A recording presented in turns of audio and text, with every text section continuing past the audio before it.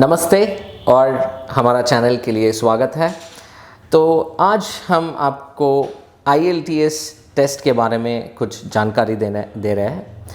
तो ये जानकारी बहुत महत्व है जिसको विदेश में जाके पढ़ना है या वहाँ पे सेटल होना है। तो अब हम शुरू करते हैं। तो ये IELTS टेस्ट क्या है और इसका पूरा एब्रीविएशन क्या है। बहुत ज़्यादा वीडियोस हमने देखा है और शायद आपने भी सुना होगा, मगर बहुत कम लोग इसके बारे में जानकारी रखते हैं या फिर उसके बारे में जानते हैं या वो आपको बताते हैं। तो हम शुरू करते हैं। तो IELTS का फुल फॉर्म है international English language testing system. तो ये टेस्ट किसको लेना है और कौन ये टेस्ट लेने के बाद कोई भी हो तो उसको क्या फ़ायदा होता है, इसके बारे में हम जानकारी अभी देंगे। तो ये टेस्ट उनको चाहिए जो विदेश में जाके उसका विद्याभ्यास जो आगे करना है, जो मास्टर्स करना है या कुछ बैचलर्स करना है, उनको तो ये टेस्ट ज़रूरी है। और दूसरी बात ये है कि जो विदेश में जाके काम करना चाहता है, वहाँ पे सेटल नहीं होना चाहता है मगर सिर्फ काम करना चाहता है, तो उनको भी ये IELTS टेस्ट ज़रूरी है। और तीसरा है, बहुत ज़्यादा लोग ये टेस्ट इसी कारण लेते हैं, तो वहाँ पे जाके वहाँ पे रहने के लिए, वहाँ पे बसाने के लिए अपने जीवन और वहाँ पे काम करने के लिए, इसको इमिग्रेशन बोलता है या नेचुरलाइजेशन बोलता है। यानी कि ये सिटीजनशिप होता है। कई देशों में कई नाम है इसका, परमानेंट रेजिडेंटशिप, ग्रीन कार्ड, ऐसे कुछ है। तो ये सब पाने के लिए आपको IELTS टेस्ट लेना ज़रूरी है। तो क्या ये टेस्ट सारे कंट्रीज़ के लिए ज़रूरी है? नहीं। तो वो कौन सा कंट्रीज़ है जिसके लिए IELTS टेस्ट ज़रूरी है? तो हम एक के बाद एक आपको रिवील करते जाते हैं, मगर उससे पहले हम समझने के लिए कोशिश करेंगे कि IELTS का फुल फॉर्म का वजह क्या है, यानी कि ये टेस्ट क्यों आया। तो बहुत सारे देश हैं, तो आप जानते हैं, जो भारत से बाहर जाते हैं या कोई और देश से किसी और देश को जाके पढ़ना या फिर सेटल होने के लिए ट्राई करते रहते हैं या जॉब करने के लिए जाते हैं। तो यहाँ पे एक 3 रीज़न्स है जो ऑलरेडी मैंने बता चुका हूँ, और उन कंट्रीज़ के लिए ये ज़रूरी है जिस कंट्री में इंग्लिश लैंग्वेज जो उसका नेटिव लैंग्वेज है, यानी कि उसका मदर टंग है, मातृभाषा है, इंग्लिश जो मातृभाषा है, उन देशों में आपको जाना है। और ये 3 वजह कोई भी हो सकता है।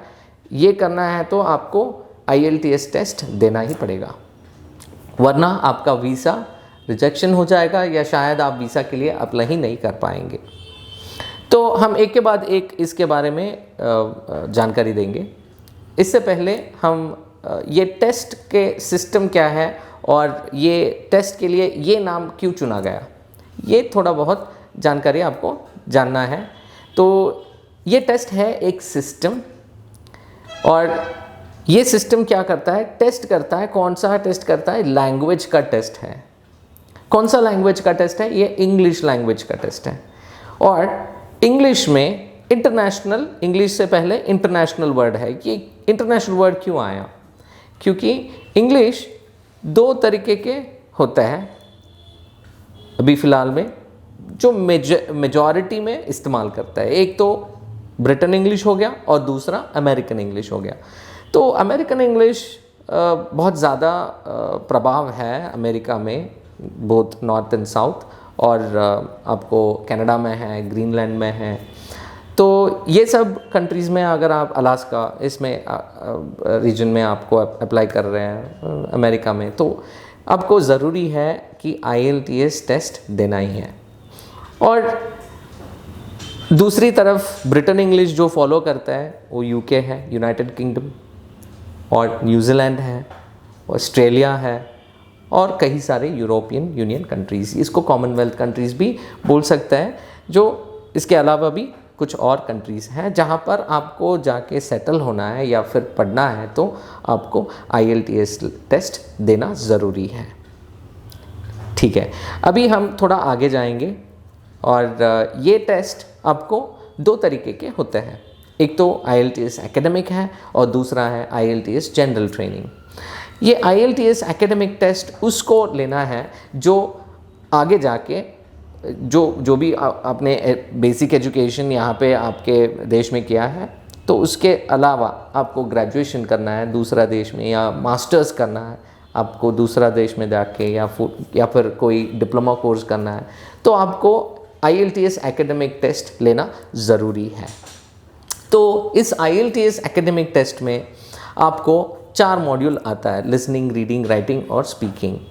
वैसे ये एकेडमिक टेस्ट के बारे में हो गया। अभी जनरल ट्रेनिंग टेस्ट में क्या है, ये आपको लेना है जो आप इमिग्रेशन करना चाहते हो, इमिग्रेट होना चाहते हो, या फिर आप किसी और देश में जाके सिर्फ काम करना चाहते हो, तो इसके लिए जनरल ट्रेनिंग ज़रूरी है। और इसमें भी आपको लिसनिंग, रीडिंग, राइटिंग और स्पीकिंग 4 मॉड्यूल है। तो इसके बारे में ज़्यादा जानकारी आपको अगले वीडियो में मैं दे दूँगा। तो अभी ये दोनों टेस्ट में थोड़ा अलग है और उसके बारे में भी आप अलग वीडियो बना रहे हैं और उसका भी लिंक हम डिस्क्रिप्शन में दे देंगे। फ़िलहाल अभी आपको ये जानकारी चाहिए कि ये टेस्ट कैसे देना है आपको। तो ये 2 तरीके में आप इस टेस्ट को अटेम्प्ट कर सकते हो। तो पहले ये है कि इसको पेपर बेस्ड टेस्ट बोलते हैं और दूसरा है कंप्यूटर डिलीवर्ड टेस्ट। ये पेपर बेस्ड टेस्ट वो होता है जो आपने स्कूल, कॉलेज में जो भी आपने टेस्ट और एग्ज़ाम दिया है वैसा ही होता है। आपके क्वेश्चन बुकलेट होता है और आंसर शीट होता है, जो आपको आंसर शीट में आंसर्स लिखना होता है बस।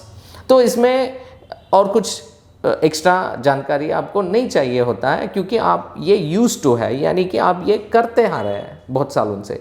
तो ये जानकारी जानने के लिए बहुत समय नहीं लगता है आपको। मगर कंप्यूटर डिलीवर्ड टेस्ट ये थोड़ा अलग है और शायद आपने कभी ऐसा टेस्ट नहीं दिए होंगे। तो ये ऐसा टेस्ट है जो आपको वही टेस्ट आपको कंप्यूटर में देना पड़ता है और यहाँ पे कुछ भी लिखने का ज़रूरत नहीं है, सिर्फ आपको आंसर्स को टाइप करना होता है। तो ये टेस्ट किसको लेना है, कंप्यूटर डिलीवर्ड टेस्ट और paper based test. Paper based test कोई भी ले सकता है, मगर कंप्यूटर डिलीवर्ड टेस्ट वही ले सकता है जिसको कंप्यूटर लिटरेसी हो, यानी कि वो कंप्यूटर के बारे में जानता है या कंप्यूटर को ऑपरेट करना जानता है, इस्तेमाल करना जानता है। उसके लिए ये सही होगा, क्योंकि इसमें टाइपिंग करना होता है और जो भी टाइप आप करते हो तो वहाँ पे स्टोर हो जाता है और वही रिजल्ट्स में आपको जल्दी भी आ जाता है कंप्यूटर डिलीवर्ड में। ये कितना टाइम लगता है मैं अगले वीडियो में आपको जानकारी दे दूँगा। अभी आपको किसको चूज़ करना है, पेपर बेस्ड टेस्ट या computer delivered test. So computer delivered test वो लोग लेते हैं जो IT इंडस्ट्री में है, जिसको कंप्यूटर बहुत ज़्यादा इस्तेमाल करता है। तो उन लोगों को ये बहुत आसान हो जाता है, क्योंकि इसमें लिखने का ज़रूरत ही नहीं है, सिर्फ टाइप करना है। और सभी लोग जानते हैं टाइपिंग बहुत ज़्यादा तेज़ होता है लिखने से भी। तो ये आपको एडवांटेज ही एक तरफ है, मगर अगर आप टाइपिंग जानते हो मगर आप टाइपो एरर्स करते हैं तो थोड़ा आप सावधान रहिए। मैं ये रेकमेंड नहीं करता हूँ उन लोगों के लिए। अभी इसके आगे आपको बहुत सारे जानकारी चाहिए, बहुत सारे इंफॉर्मेशंस आपको चाहिए होता है जो इस टेस्ट को लेने के लिए। तो ये सब अगले वीडियोस में हम एक के बाद एक रिलीज़ कर रहे हैं और इनके वीडियोस का लिंक भी डिस्क्रिप्शन में दे दिया जाएंगे। तो ये आपको कैसे आप तक पहुंचेगा, जब आप सब्सक्राइब करेंगे। तो सब्सक्राइब करना ना भूलिए। धन्यवाद।